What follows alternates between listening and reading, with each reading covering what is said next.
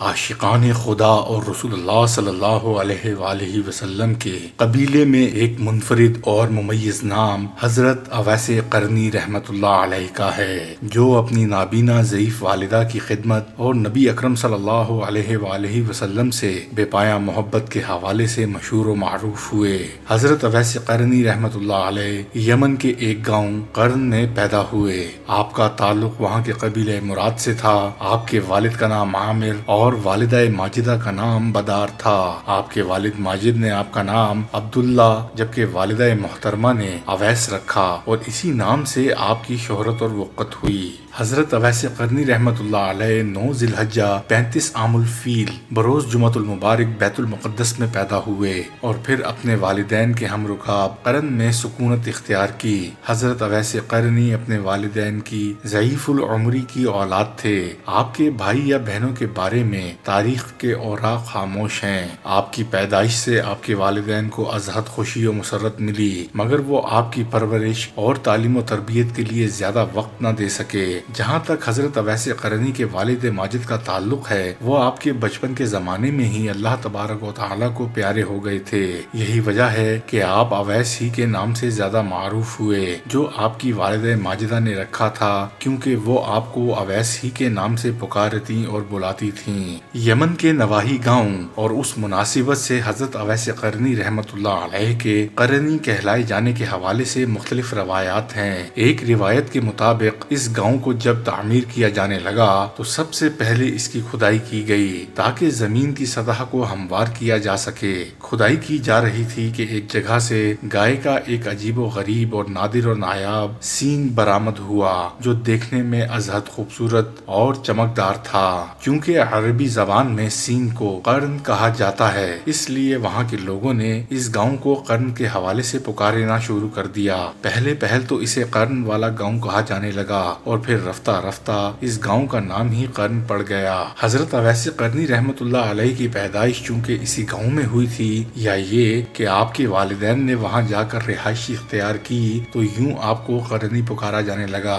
ایک روایت یہ بھی ہے کہ حضرت اویس قرنی رحمت اللہ علیہ کے جسم پر کافی بال موجود تھے، جو زیادہ لمبے تو نہیں تھے لیکن گھنے ضرور تھے، چونکہ قرن کا لغوی مطلب بال بھی ہے۔ اسی بنا پر حضرت اویس قرنی کو قرنی مشہور کر دیا گیا۔ شہزادہ دارا شکوہ کی تحقیق کے مطابق حضرت اویس قرنی چونکہ اہل نجد کے قبیلہ قرن سے تعلق رکھتے تھے، اس لیے اس تعلق اور مناسبت کی بنا پر آپ قرنی کہلائے۔ علامہ نووی رحمت اللہ علیہ کی تحقیق بھی تقریباً اسی سے مطابقت رکھتی ہے۔ ان کے مطابق حضرت اویس قرنی رحمت اللہ علیہ کا تعلق قبیلہ مراد کی ایک شاخ بنی قرن سے تھا، اسی لیے آپ مشہور و معروف ہوئے۔ جہاں تک حضرت اویس قرنی کے سلسلہ نسب کا تعلق ہے، مختلف ماہرین علم الانساب نے آپ رحمت اللہ علیہ کا نسب مختلف بیان کیا ہے۔ بعض کے نزدیک آپ کا سلسلہ نسب یوں ہے: حضرت اویس قرنی رحمت اللہ علیہ بن عامر بن جزا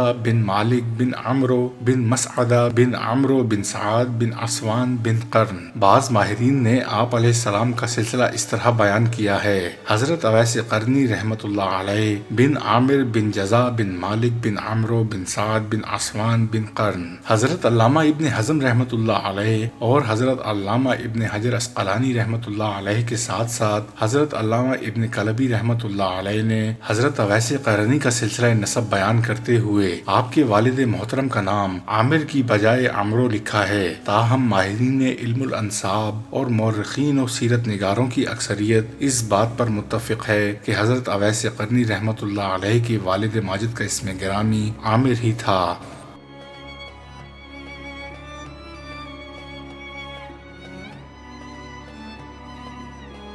حضرت اویس قرنی رحمت اللہ علیہ انتہائی سادہ اور موٹا لباس زیب تن کرتے تھے۔ آپ رحمت اللہ علیہ نبی اکرم صلی اللہ علیہ وآلہ وسلم کی اس حدیث پر سختی سے عمل پیرا تھے کہ کپڑے کو اس وقت تک پرانا نہ سمجھو جب تک کہ اس میں پیوند نہ لگا لو۔ سرور کائنات صلی اللہ علیہ وآلہ وسلم کا یہی طریقہ و سلیقہ تھا۔ آپ صلی اللہ علیہ وآلہ وسلم صاف ستھرا اور دھلا ہوا لباس پہنتے تھے، لیکن اگر کپڑا کسی جگہ سے پھٹ جاتا تو آپ آپ اس جگہ پر پیوند لگا لیتے تھے اور اس وقت تک استعمال میں لے آتے تھے جب تک کپڑے کا تانا بانا بالکل بکھر نہیں جاتا تھا اور وہ پیوند کے ساتھ بھی قابل استعمال نہیں رہتا تھا۔ حضرت اویس قرنی بھی سنت رسول صلی اللہ علیہ وآلہ وسلم پر عمل کرتے ہوئے انتہائی سادہ لباس اس طور پر پہنتے تھے کہ اس میں جب بھی پیوند کی ضرورت پڑتی تو آپ پیوند لگانے میں عار محسوس نہیں کرتے تھے۔ حضرت اویس قرنی رحمت اللہ علیہ کے لباس کے حوالے سے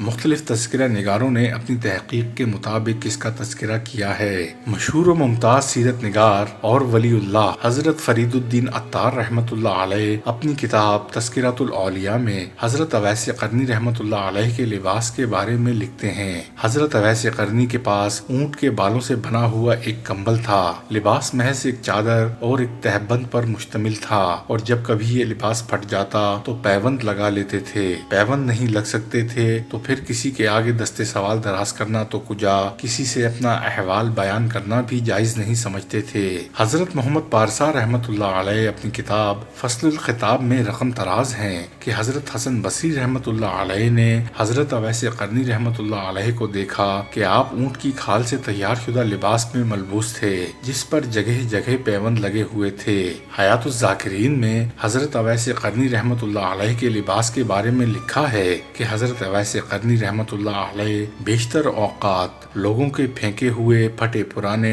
اور بوسیدہ کپڑوں کے ٹکڑوں کو کوڑے کے ڈھیروں سے ڈھونڈ ڈھانڈ کر چھپ چھپا کر لاتے تھے، انہیں اچھی طرح دھوتے تھے اور پھر پاک و صاف کر کے ان کپڑوں کو آپس میں جوڑ کر سیتے تھے جس سے ان کا لباس تیار ہو جاتا تھا۔ ایک مرتبہ کسی کوڑے کے ڈھیر پر ایک کتا لیٹا ہوا تھا، اس نے آپ کی آہٹ سنی تو اٹھ بیٹھا اور آپ پر بھونکنا شروع کر دیا۔ حضرت اویس قرنی نے اس کتے سے مخاطب ہو کر اس سے پوچھا کہ وہ کیوں بھونکتا ہے، مگر کتا مسلسل بھونکتا رہا۔ آپ رحمت اللہ علیہ یہ کہہ کر واپس چلے آئے کہ لو اب میں جا رہا ہوں، بھونکنا بند کر دے اور جو کچھ تیرے پاس اس کوڑے کے ڈھیر پر موجود ہے اسے کھا، کہ جو کچھ مجھے رب رازق و رزاق نے عطا کیا ہے وہ میں کھاؤں گا۔ اگر میں پل صراط سے روز محشر بخیریت و عافیت گزر گیا تو پھر میں تجھ سے بہتر ہوں گا، ورنہ میں تجھ سے بھی بدتر کہلاؤں گا۔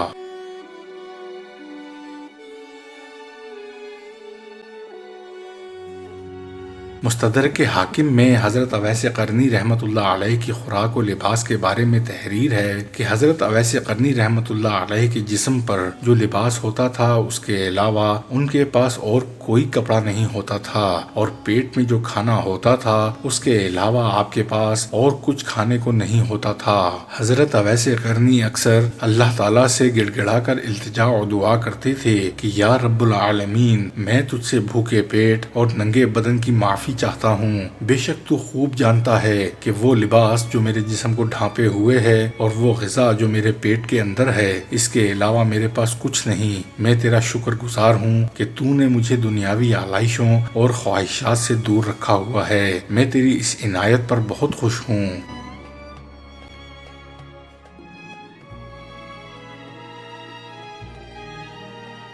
صاحب کشف المحجوب حضرت سید علی حجویری رحمت اللہ علیہ نے پیوند لگے موٹے اور کھردرے لباس کو صوفیانہ لباس کا نام دیا ہے۔ آپ رحمت اللہ علیہ کے نزدیک صوفیانہ لباس محض دو قسم کے لوگوں کے لیے موزوں اور مناسب ہے، ایک وہ جو تارک الدنیا ہوں اور دوسرے وہ جو رب وحدہ لا شریک کے دیدار کی شدید ترین تمنا رکھتے ہوں۔ حضرت اویس قرنی پر یہ دونوں باتیں صادق آتی ہیں، آپ تارک الدنیا بھی تھے اور رب العالمین کے ساتھ اور رحمت للعالمین صلی اللہ علیہ وآلہ وسلم کے دیدار کی خواہش بھی رکھتے تھے، کیونکہ صرف صوفیوں کا لباس زیب تن کرنے ہی سے طریقت حاصل نہیں ہوتی، بلکہ طریقت تو آتش عشق خدا اور رسول اکرم صلی اللہ علیہ وآلہ وسلم میں جلنے کا نام ہے۔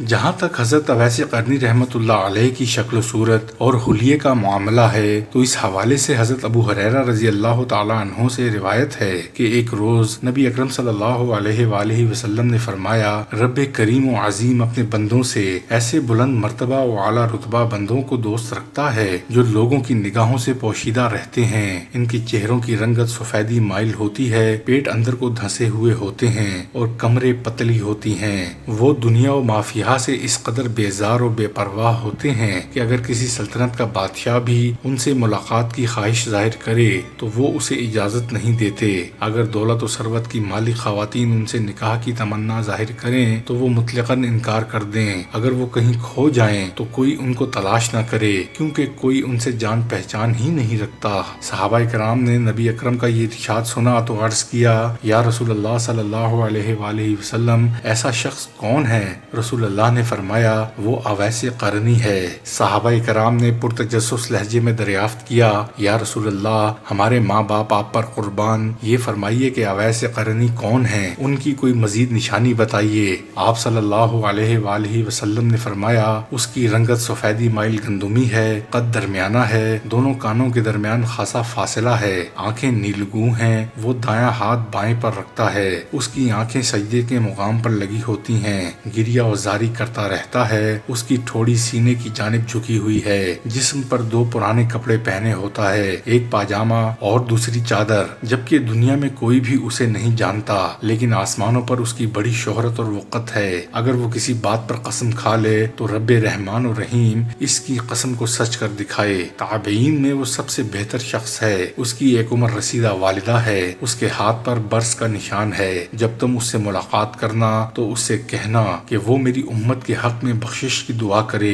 حضرت اویس قرنی کے ہاتھ پر برس کے نشان کے حوالے سے تذکرہ نگار اس بات پر متفق ہیں کہ آپ ایک دفعہ برس کے عارضے میں مبتلا ہوئے تھے تو آپ نے اللہ تعالیٰ سے گڑ گڑا کر التجا کی، یا رب رحیم و کریم، بے شک تو ہی بیماروں کو شفا بخشنے والا ہے، مجھے اس مرض سے نجات دے دے، تاہم میرے جسم پر کسی بھی جگہ اس مرض کا کوئی چھوٹا سا نشان باقی ضرور رکھنا، تاکہ میں تیری رحمت و عنایت کو لہجہ لہجہ اور لمحہ لمحہ یاد رکھوں۔ اللہ تعالیٰ نے حضرت اویس قرنی کی دعا کو قبولیت کے شرف سے نوازا، آپ کو شفا بخشی، البتہ آپ کے بائیں ہاتھ کی ہتھیلی پر 1 درہم کے برابر برس کا نشان موجود رہا، جسے آپ اپنے سامنے رکھتے تھے اور رب کریم کی عظیم عنایات اور کرم و فضل اور رحمت کا شکر ادا کرتے رہتے تھے۔